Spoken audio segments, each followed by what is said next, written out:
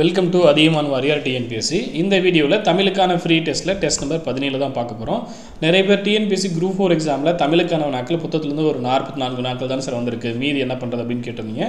நான் முன்னாடியே சொன்ன மாதிரி தான், மீதி இருக்கக்கூடிய வினாக்களுக்கான அவுட் சோர்ஸ் நம்ம தேடிலாம் படிக்க முடியாது. அட்லீஸ்ட் இப்போ இருக்கக்கூடிய புத்தகத்தில் இருக்கக்கூடிய வினாக்கெலாம் நம்ம முதல்ல படிக்கலாம்.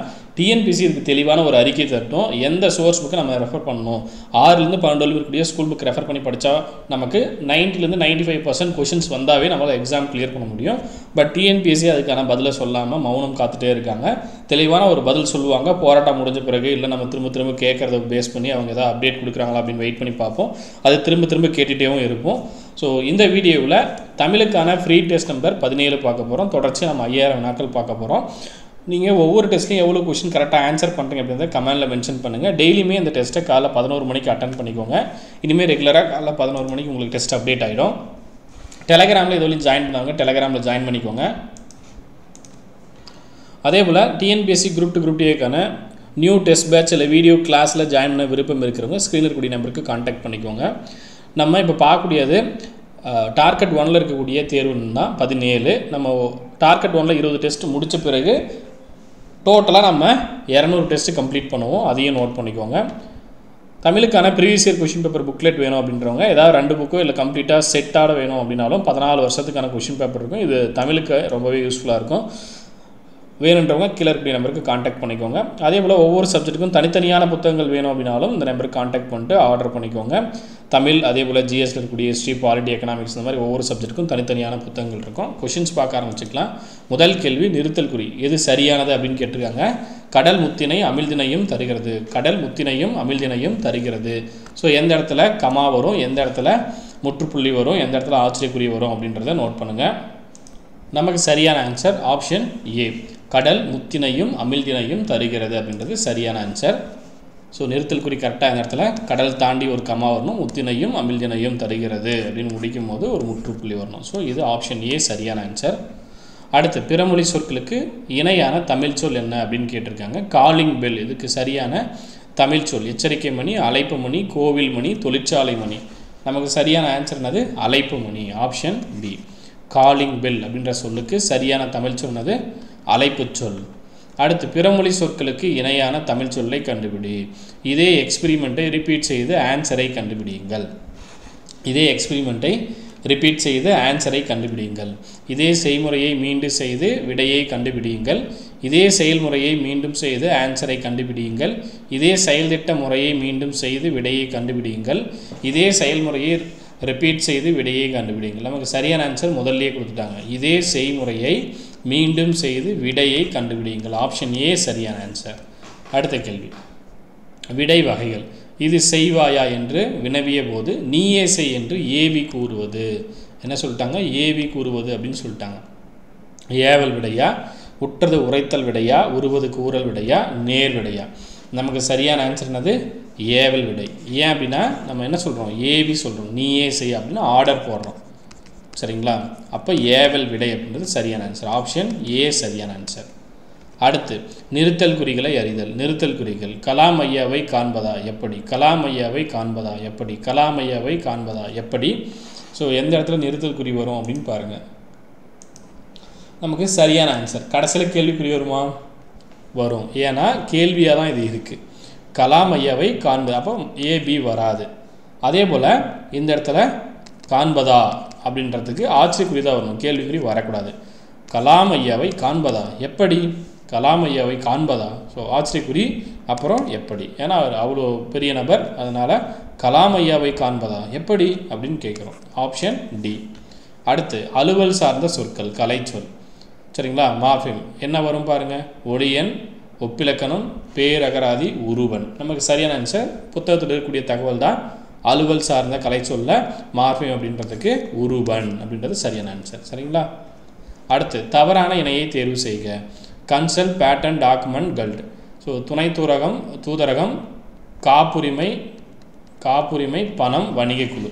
நமக்கு சரியான ஆன்சர் என்னது? டாக்குமெண்ட் அப்படின்றது பணம் கிடையாது. சரிங்களா? இது தவறாக இருக்குது. பார்த்தோன்னே சொல்லிடலாம், டாக்குமெண்ட் அப்படின்றது தவறாக இருக்குது. ஆப்ஷன் சி சரியான ஆன்சர். அடுத்து, ஓமைகளால் விளக்கப்படக்கூடிய பொருட்களுள் பொருந்தாதது எது அப்படின்னு கேட்டிருக்காங்க. விழலுக்கு இறைத்த நீர் போல, பசுமரத்து ஆணி போல, உடலும் உயிரும் போல, கிணற்று தவளை போல, பயனுள்ள செயல், எளிதில் மனதில் பதிதல், மனமொத்த நட்பு, உலக அறியாமை. நமக்கு பொருந்தாதான் கேட்டிருக்காங்க. அப்போ விழலுக்கு இறைத்த நீர் அப்படின்னு பார்க்கும்போது பயன் உள்ளன்னு கொடுத்துருக்காங்க. ஆக்சுவலாக அது என்னது? பயனற்ற செயல். ரொம்ப சிம்பிளாக கொடுத்து நம்மளை கன்ஃபியூஸ் பண்ணிடுவாங்க. விழலுக்கு இறைத்த நீர் போல அது பயனுள்ள செயல் அப்படின்னு கொடுத்துருக்காங்க. அதுதான் பொருந்தாது. என்ன கொடுத்துருக்கணும்? பயனற்ற செயல் அப்படின்னு கொடுத்துருக்கணும். அடுத்து கேள்வி எண் 9. ஊமையால் விளக்கப்படக்கூடிய பொருத்தமான பொருளை தேர்வு செய்க. எலியும் பூனையும் போல இணக்கமாக இருக்குமா, ஒற்றுமையாக இருக்குமா, பகைமையாக இருக்குமா, வலிமையாக இருக்குமா? என்ன கொடுத்துருக்காங்க? எலியும் பூனையும் போல. ஊமையால் விளக்கப்படக்கூடிய பொருத்தமான பொருளை தேர்வு செய்க. எலியும் பூனையும் போல அப்படின்னு இணக்கம், ஒற்றுமை, பகைமை, வலிமை அப்படின்னு கொடுத்துருக்காங்க. நமக்கு சரியான ஆன்சர் என்னது? பகைமை. ஏன்னா எலியும் பூனை எப்படி இருக்கும்? பகைமையாக தான் இருக்கும். எலிக்கு அப்படியே எதிராக தான் பூனை இருக்கும். அப்போ பகைமை.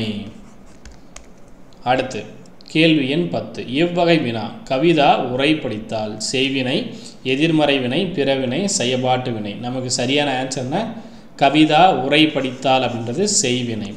கவிதா உரைப்படித்தால் அப்படின்றது செய்வினை. சரிங்களா? அடுத்து எவ்வகை வாக்கியம் என கண்டெழுதுக. பிறவினை வாக்கியத்தை தேர்வு செய்க. குமரன் மலையில் நனைந்தான். எவ்வளவு உயரமான மரம்? அப்துல் நேற்று வருவித்தான். பிறவினை அப்படின்னு வரும்போது என்ன வரணும்? வருவித்தான். வேற ஒருத்தர் அந்த வேலையை செய்யணும். அப்போ அப்துல் நேற்று வருவித்தான் வர வைக்கிறான். சரிங்களா? பந்து உருண்டது வராது. அப்போ ஆப்ஷன் சி சரியான ஆன்சர். அடுத்த கேள்வி. அகர வரிசைப்படி சொற்களை சீர் செய்தல். கம்பளம், குன்று, காக்கை, செங்கடல், தேங்காய். செங்கடல், தேங்காய், குன்று, காக்கை, கம்பளம். எது வரும் பாருங்க. முதல் என்ன வரணும்? கா வரணும். அப்புறம் கா, கீ இல்லை, கூ வரணும். அப்புறம் சே வரணும்.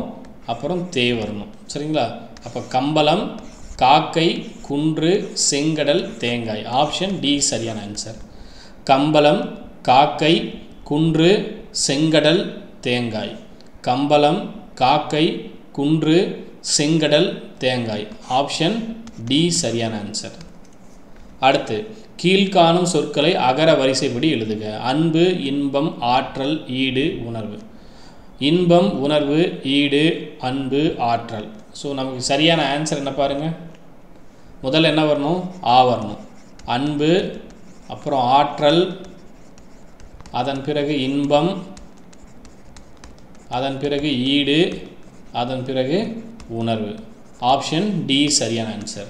அன்பு, ஆற்றல், இன்பம், ஈடு, உணர்வு. ஆப்ஷன் டி நமக்கு சரியான ஆன்சர். அடுத்து வேர் சொல்லின் வினை ஆலணையம் பெயரை கண்டறிக. வேர் சொல்லின் வினை ஆலணையம் பெயரை கண்டறிக. பாடியவள், பாடுன்னு கொடுத்துருக்காங்க. இது ஒரு வேர் சொல், கட்டளை வாக்கியமாக கொடுத்துருக்காங்க பாடு அப்படின்ட்டு. பாடியவள், பாடுதல், பாடுகின்றாள், பாடினாள். நமக்கு சரியான ஆன்சர் என்னது? Option A பாடியவள். ஆப்ஷன் ஏ சரியான ஆன்சர். பாடு அப்படின்றதுக்கு வினையாளனையும் என்னது? அந்த செயலை செய்தவரை குறிக்க வேண்டும். செயலை குறிக்காமல் செயலை செய்தவரை குறிக்க வேண்டும். அப்போ பாடியவள். அடுத்து வேர் சொல்லின் தொழில் பெயரை கண்டறிக. கான், கண்டல், காண்க, காணுதல், கண்டான். வேர் சொல்லின் தொழில் பெயர் கேட்டிருக்காங்க. அப்போ ஆப்ஷன் சி காணுதல். வேர் சொல்லின் தொழில் பெயர் கான் அப்படின்னு கொடுத்துருக்காங்க. அல்தல் முடிஞ்சா அது என்னது? தொழில் பெயர். அப்போ கான், காணுதல். சரியா? இதை நோட் பண்ணிக்கோங்க. அல்தல் முடிஞ்சாதான் தொழில் பெயர். அப்போ வேர் சொல் கொடுத்துட்டு அதுக்கான தொழில் பெயர் கேட்டிருக்காங்க. அப்போ காணுதல் அப்படின்றது தொழில் பெயர். அடுத்து ஒரு பொருள் தரக்கூடிய பல சொற்கள். அருள், பரிவு, கருணை ஆகிய சொற்கள் எதனை குறிக்கும்? இரக்கம், அன்பு, வறுமை, ஈகை. இரக்கம், அன்பு, வறுமை, ஈகை. ஆப்ஷன் ஏ இரக்கம். சரியா? இந்த சொற்கள் எல்லாமே எதை குறிக்கும்? இரக்கத்தை குறிக்கும். ஆப்ஷன் ஏ இரக்கம். அன்பு, பரிவு, கருணை இதெல்லாமே எதை குறிக்கும்? இரக்கத்தை குறிக்கக்கூடியவை. அடுத்து ஒரு பொருள் தரக்கூடிய பல சொற்கள். ஆதவன், பகலவன், ஞாயிறு ஆகிய சொற்கள் எதனை குறிக்கும்?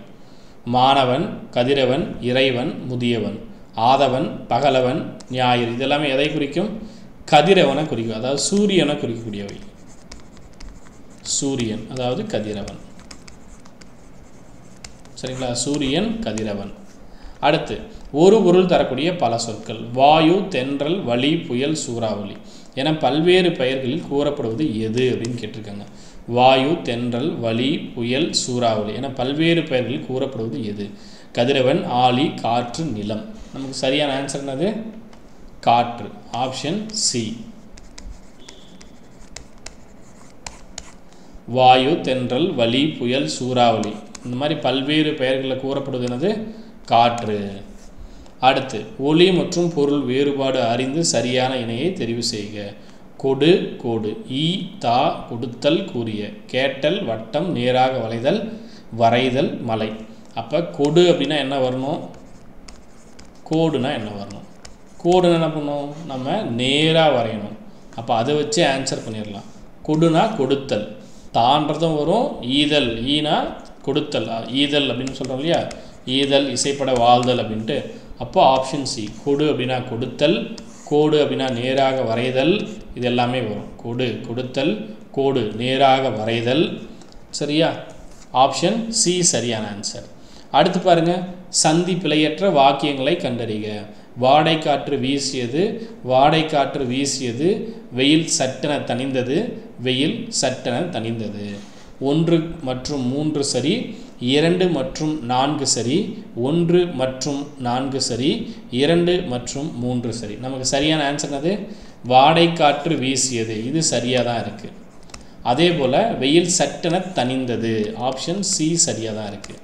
வாடை காற்று இந்த இடத்துல இக்கு வரணும். வெயில் சட்டென தணிந்தது, ஆப்ஷன் சி, ஐ மீன் 3. அப்போ 1 மற்றும் 3 சரி. 1,3 சரி எங்கே இருக்குது? ஆப்ஷன் ஏவில் இருக்குது. ஆன்சர் என்னது? Option A. சந்தி பிழையற்ற வாக்கியம் எது? வாடை காற்று வீசியது, வெயில் சட்டென தணிந்தது. அடுத்து, மரபு பிழை நீக்கி எழுதுக. இல்லத்தின் அருகே கூரை.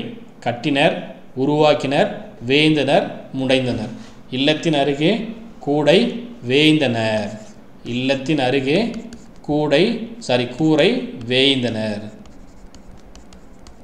வெறுமனே கூரை என்னன்னு கேட்பாங்க. கூரை வேய் அப்படின்னு சொல்லணும். சரிங்களா? கூரை, வேந்தனர். அடுத்து, பொருந்தாத சொற்களை எடுத்து எழுதுக. பாக்கு, பஞ்சு, பாட்டு, 10. பாக்கு, பஞ்சு, பாட்டு, 10.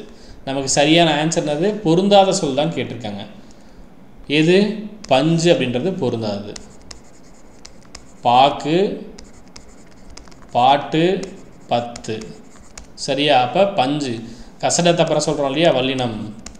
கசட தபர, இதை தாண்டி வர்றது பஞ்சு. சரிங்களா? பொருந்தாத சொல் ஆப்ஷன் பி. சரிங்களா? பாக்கு, பஞ்சு, பாட்டு, 10. அப்போ ஆப்ஷன் பி சரியான ஆன்சர். சரியா?